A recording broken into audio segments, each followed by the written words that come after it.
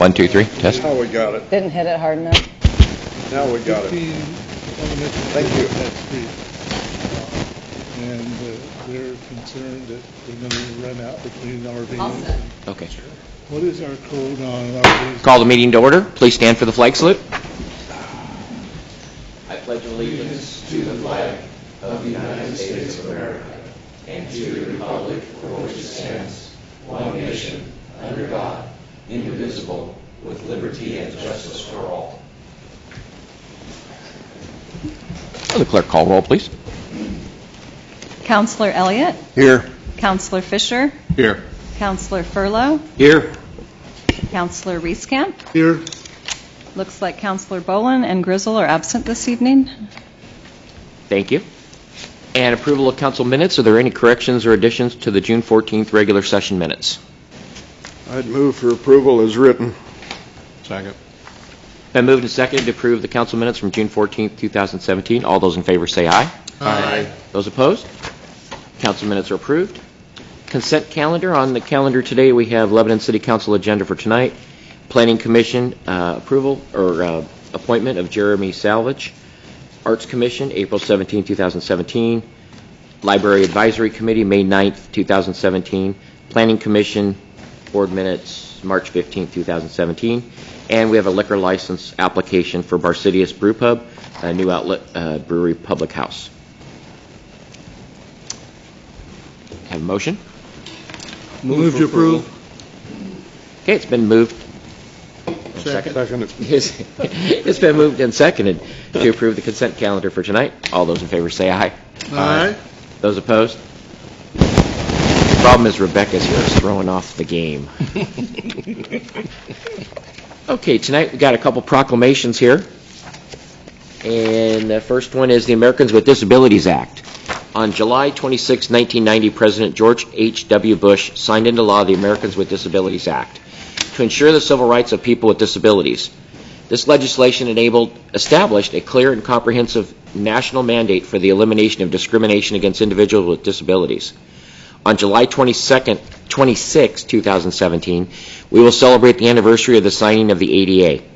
The ADA has expanded opportunities for Americans with disabilities by reducing barriers and changing perceptions and increasing full participation in community life. However, the full promise of the ADA will only be reached if we remain committed to continue our efforts to fully implement the ADA. On the anniversary of the Americans with Disabilities Act, join the City of Lebanon in celebrating and recognizing the progress that has been made by reaffirming the principles of equality and inclusion and recommitting our efforts to reach full ADA compliance. Now, therefore, I, Mayor Paul R. Aziz, do hereby affirm that the City will continue to work towards full ADA compliance. And next up is National Night Out, August 1st, 2017. Whereas the National Association of Town Watch is sponsoring a unique nationwide crime, drug, and violence prevention program on August 1st, 2017, entitled National Night Out. And whereas annual National Night Out provides a unique opportunity for Lebanon, Oregon to join forces with other communities across the country in promoting cooperative police community crime prevention efforts. And whereas the City of Lebanon plays a vital role in assisting the Lebanon Police Department through the local joint crime prevention efforts and supporting National Night Out 2016 in Lebanon. And whereas it is essential that all citizens of Lebanon be aware of the importance of crime prevention programs and the impact that their participation can have on reducing such crimes. And whereas police community partnerships, neighborhood safety, awareness, and cooperation are important themes of the National Night Out program.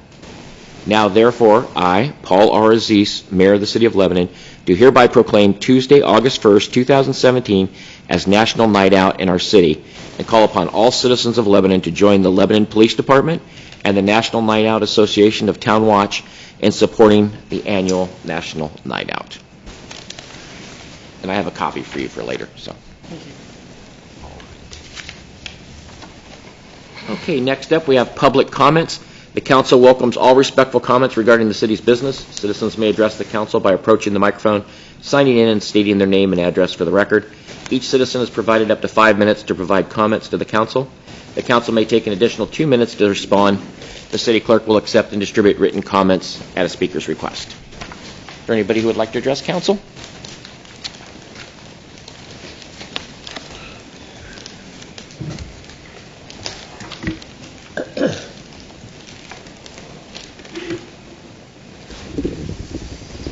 My name is Thomas Pouillet, and I live at 1350 William Street, Lebanon. Can you hear me? Yeah. I have two items I'd like to bring up. First one is graffiti. And I filled out this form. There's 6 different colors in graffiti and different types of designs and things, which is on this form, and I'll just leave it here. Is there anything that... Is that the citizens reporting form? Yes. Okay. Yeah, I usually use these to fill out what I'm looking at. And is there a program where people who do community service can help out if the people buy the paint or whatever to clean that up? Not that I'm aware of, Chief. Do you know? Actually, yeah, I'm glad you brought it up.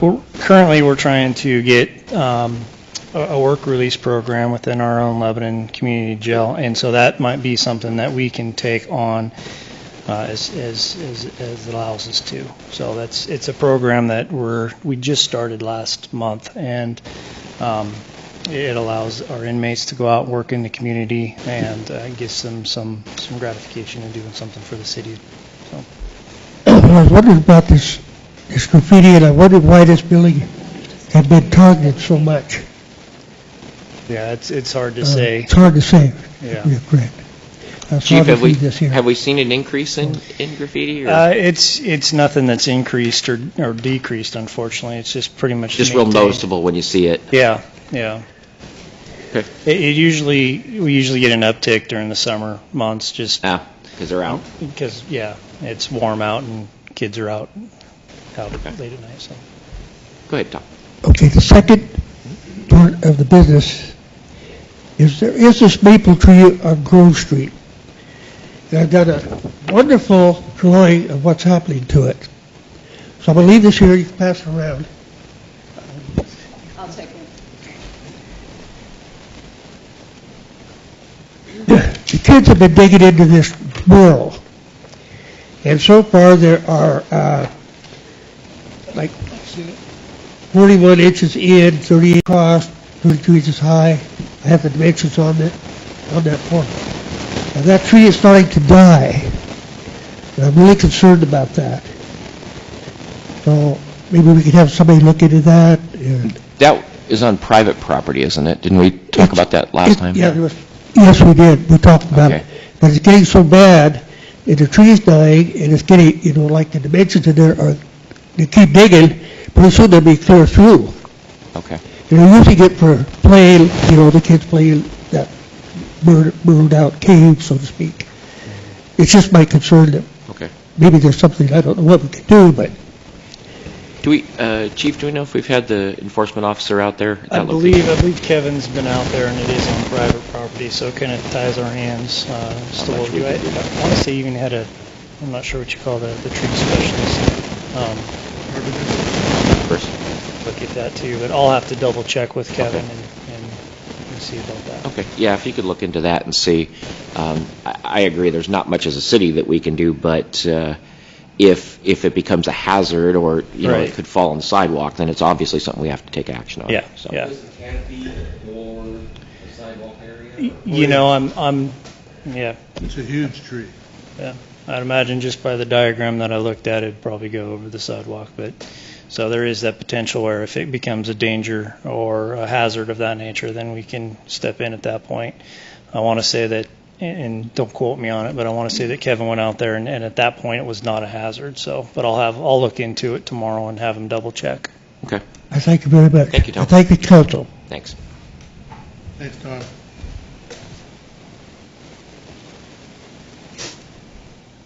Is there anyone else that would like to address council?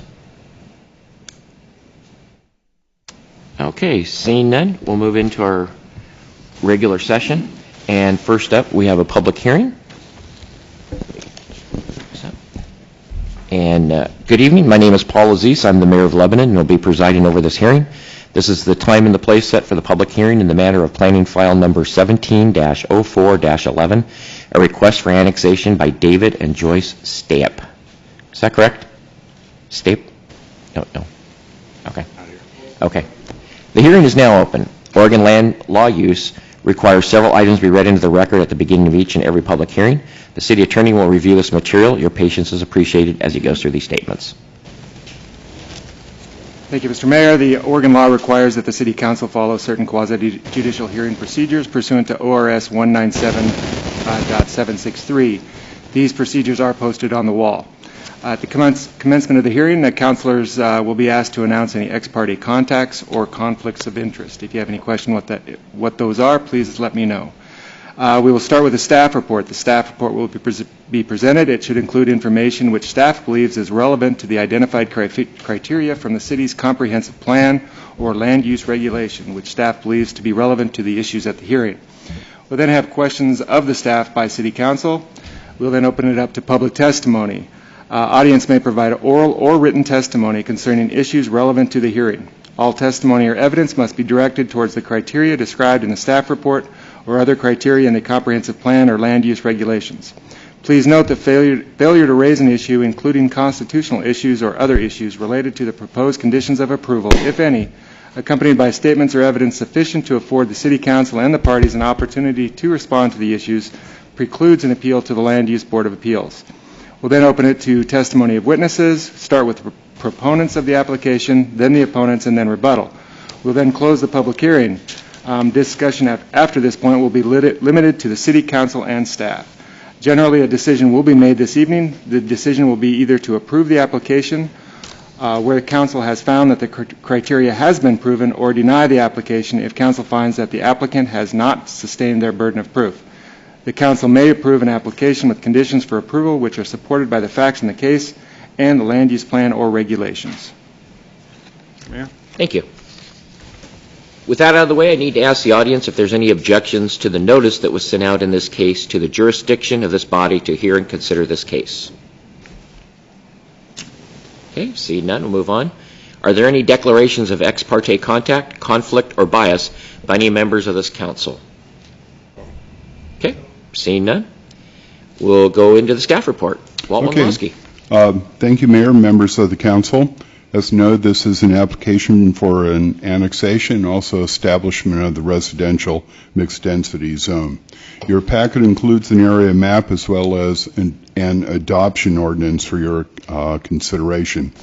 As noted, the property owners wish to annex this property into the city. The council previously allowed the extension of a sewer line to replace a failing septic system. This annexation request effectively completes the process. As part of the annexation, as noted, the property would automatically be rezoned to the residential mixed-density zone.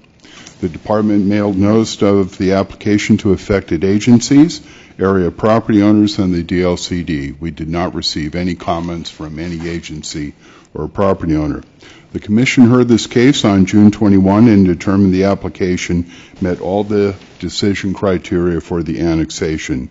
I must further note that no one attended the hearing in opposition to this case.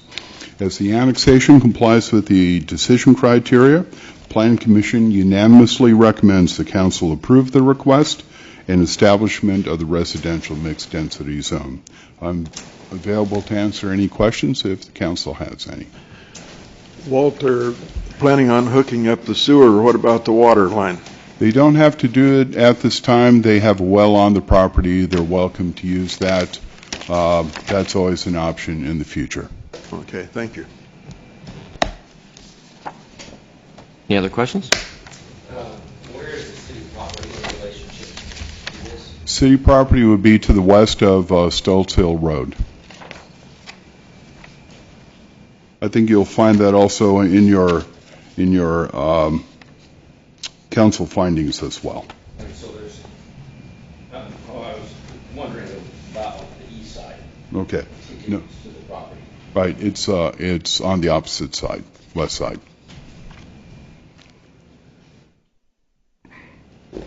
Any other questions?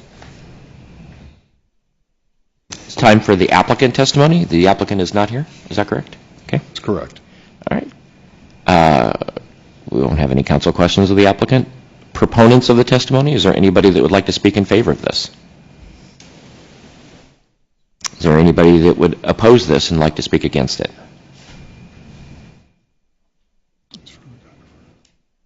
Okay, we'll now close the public testimony, and all further discussion will be limited to the council and city staff.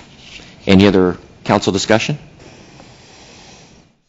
Okay, we'll have the city attorney read the resolution. Ordinance Bill Number 2017-13, a bill for an ordinance annexing and zoning property following consent filed with the City Council by landowners in said area pursuant to ORS 222.120 and ORS 222.170, File 17-04-11. Dave and Joyce Stop. Move for approval. Second. It's been moved and seconded to approve Ordinance Bill 2017-13. All those in favor say aye. Aye. Those opposed? The ordinance passes. Thank you all. Next up is a budget amendment levying taxes. Tina Huff, Assistant Finance Director. What do you know? Good evening, Mr. Mayor and Council. Turn on your mic. Is it on now? Yes. Yes. Hello, again. We are amending resolution number 2017-18 to reflect the delinquent sewer and storm drain assessments that go on the tax rolls. It was already, you guys probably know the drill, that we do this every year. We put it on there, and we don't get the final figures until June 30th. So we come back and amend this resolution. But the rest of the resolution stays and it remains in effect as its passage. Questions? City Attorney, read the resolution. Resolution Number 2017-28, a resolution amending Section 1 of Resolution Number 18, 2017, levying taxes, fiscal year 2017-18, to include delinquent sewer and storm drain assessments. Move for approval. Second. It's been moved and seconded to approve Resolution 2017-28. All those in favor say aye. Aye. Aye. Those opposed? The resolution passes. Thank you. Thank you, Tina. City Manager's Report. Gary Marks is at the City Administrators Conference in Bend. He's provided his report, had a chance to look over it. Hopefully you have too. If there's any questions, I think we could probably direct those towards Gary when he gets back. I think everything was pretty explanatory. It was nice, detailed, like always. Next up, we have items from council. I have a couple items I'd like to go over. I'd like to invite the city council members, all of you, to the mayor's conference on Thursday, July 27th. This is kind of pre-conference. The first night we have the, it's like a president's reception get-together. There's July 27th, Thursday. And do you know the time of that, Linda? Is it 7? It's kind of still, is it like 6 maybe? Okay, we'll get an invite so you all have a written copy of this. But I'd like you all to be there. It'd be really nice. I know when I've gone to some of the cities, the city council's been there. I'd like to introduce you. And it's just kind of neat to talk to some of the mayors, and the mayors like to talk to the council and find out about our community. So that's Thursday. And then Friday, I really hope you can come out to the Mayors on Main Street. That'll be starting at 5:30. We'll have Johnny Limbo and the Lugnuts out there. The Rolling Oldies will be out there. I think they're even inviting Salem Club, too, to bring their cars in, too. So we'll have plenty of cars. There'll be vendors. It's going to be a really fun event out there. It's going to be good for downtown. And the mayors will all get to see Lebanon at its finest. So that's what I have. Any other council? I'll send out an email about the entire event. Thank you. Okay. And Linda has been doing a bang-up job, by the way. Very nice, thank you. Did you? Question in regards to seating downtown for that evening. Are we just putting out tables or chairs only, or? We haven't really talked about seating so much as maybe people bringing their own seats, kind of like at the park kind of thing. We will have bleachers for the Oregon mayors so that they kind of have VIP seating since it's kind of centered around them. And then probably the best would be to have everybody bring their own seating because we couldn't supply that much seating for everybody. Kind of hard. And I know at the kind of like the Strawberry Festival, the Strawberry Parades, they bring their own the chairs. Beer festival that we had last year on the street. They did that basically. There was a band, people were standing around, sitting around, and it really was And we can put that in our, maybe in our press release. Right, That would be a good thing. and also the Downtown Association has been involved a lot, so they may have seating outside of their stores to encourage more people to. I know there was a group of us of 8 that were thinking, well, if there was round tables or square tables or whatever, we would reserve one, but we can bring our just chairs and set in the street. Yeah. Or on the sidewalk. Yeah. We could also possibly put them on that block right in front of the Growler. Mm-hmm. Some tables and chairs. We might talk to them about that. Okay. Any other items? Oh. I have some concerns about the fireworks, and I asked the chief to help me address this a little bit tonight. I've observed over the years there seems to be an escalating amount of what appears to me to be illegal fireworks. Some that defy description above the canopy of the trees. This year, it was particularly apparent in our neighborhood. Went on for an extended period of time. The noise and the height were quite concerning, and not to mention the fire issues that go along with that. So I'd like to have a discussion about that, and wondering how much monitoring we do of that, and maybe even suggest that we begin to entertain some sort of a campaign next year, pre-4th of July, to notice the citizens so that they could be aware of what's appropriate, what's not. I assume that the vendors that are licensed to sell here in the town are prohibited from selling illegal fireworks. So obviously there's a lot of imports that's coming in from out of state and or out of the community, and I think we need to start a campaign to address this. I think a future topic at a council meeting would be good, and we do it in this off season, because it always is, when it comes around, I kind of think the same thing about that and wonder if, especially last year when we had the drought and everything was really, really dry, I was really concerned about last year's, and it's an issue. I know there's a lot of fundraising. I know a lot fireworks get, used quite a bit for the organizations, but it's also, and those fireworks, for the most part, are pretty safe. I mean, as far as fire can be. But yeah, it is those illegal ones. Those. That would be probably question number one. Is there some review of, or some stipulation that the vendor has to acknowledge when they get a permit to set up their tent, that they are in fact only going to sell legal fireworks and Correct. Permitted within the state of Oregon? Correct. Yeah, they can only sell what's permitted within the state of Oregon. I don't think we have a problem with our vendors. I think it's not the necessarily people coming in with the from vendors. Washington or different states and bringing them up. I was going to say, you California. can go an hour out of, across the bridge into Washington and buy all kinds of illegal fireworks. And, I'll second you with that. I know us, as well as the fire department, do go out and monitor. And I know the fire department does do a campaign. I think it's like a week or two prior to the 4th of July. And we're out in full force. We go out to the 4th of July celebration at Cheetah Lake. So we're out and about.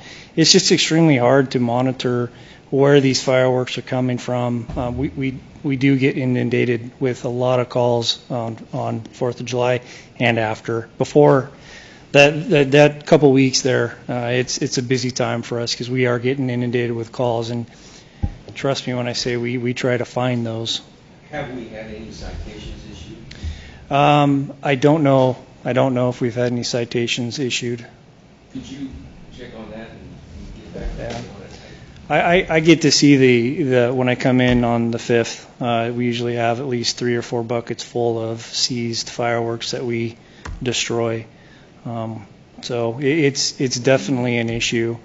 and it's definitely a pain for not only the police department, but the fire department to deal with as well. The big thing is enforcement's really difficult. It's It's very difficult to It's do. one of those things where it's almost impossible to catch, because Yeah. they light them off and you see them. They're done. And you go towards that, and then they're gone for a while, and then they're coming off over here.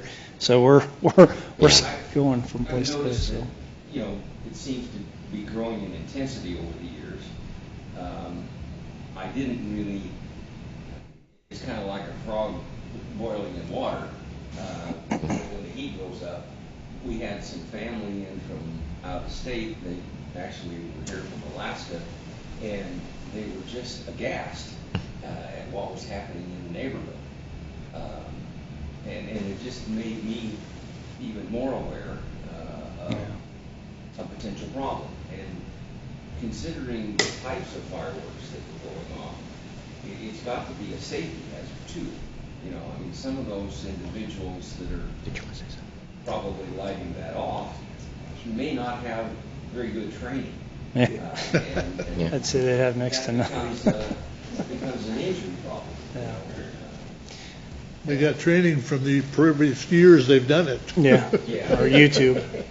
Yeah, and that's that old adage, you can always tell a fireworks person how many years he's been in business by how many Fingers fingers he's doesn't got. have. Yeah. I'll work with Gary and get that on an agenda coming up. Thank you. And I'll also work with the fire department, see if we can start our campaign maybe a little earlier from the police side of things. And, you know, you can warn people all day long, and Right. And obviously we can't be driving up and down every street, so I'm interested in trying to figure out some way to wrap our hands around this and get the community behind us.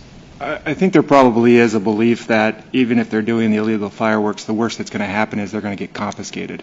And I think a policy from this, you know, a direction from this council that, and a campaign ahead of time that, hey, this very well may cost you, and here's the fines, and all this kind of stuff would probably be what it would take. Because just the fear of having your illegal fireworks confiscated probably not enough to keep most people from trying to light them off.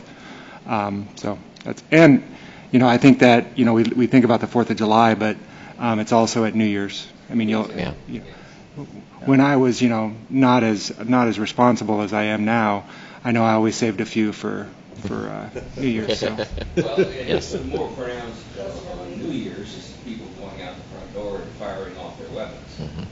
Yeah. That's a whole nother Yeah, can of that worms. happens. Yes. Yeah. Any other comments from council? oh, you betcha. Okay. And next up, we have items from the public. Anybody else would like to speak to the council? Okay, seeing none. Items from the press? Nothing from the press. Next scheduled meetings, August 9th, 2017, regular session, September 13th, 6 p.m., regular session, and we are adjourned. 31 minutes. I have 29 minutes on my